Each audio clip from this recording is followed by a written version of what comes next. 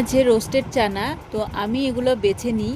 আর এর বাকলাগুলো না খুবই শক্ত হয়, তো আমি একটু কুলোতে ঝেড়ে নিচ্ছি। প্রোটিন শেক বানাবে হাজব্যান্ড, কাল রাতের বেলা নিয়ে এসেছে। তো এখন আমি এটা ঝেড়ে দিলাম আর ও একটু মেশিনেই গুঁড়ো করে নিল। আর প্রেগনেন্সিতে খুব খেতাম, বাস্ট 10 মাস পরের পর থেকে খাওয়া বাদ দিয়ে দিয়েছিলাম, কারণ খুব মোটা হয়ে যাচ্ছিলাম তার জন্য। আর এখন তো খুব রোগা হয়ে যাচ্ছি, তাই আমাকে আর দিদাকে আবার বানিয়ে দিচ্ছে। তো আজকে ব্রেকফাস্টে এটাই খাবো। মেয়েকে খাওয়ালাম, মেয়েকে খাইয়ে তারপর আমি খেলাম। আর এই হচ্ছে আমার হাজব্যান্ডের লাঞ্চ।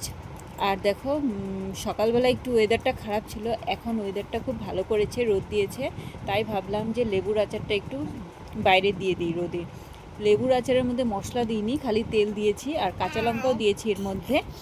তারপর মেয়েকে ঘুম পাড়ালাম, ঘুম পাড়িয়ে আর দুপুরবেলার দিকে দেখো মেয়েকে কলা খাওয়াচ্ছিলাম। এই কাকুটা বাড়ির সামনে দিয়ে যাচ্ছিল ফুলদানি বিক্রি করতে। আর দেখো আমি এখন দুটো ফুলদানি রাখলাম, কেমন হয়েছে জানিও তো। আপাতত এখানে রেখে দিলাম।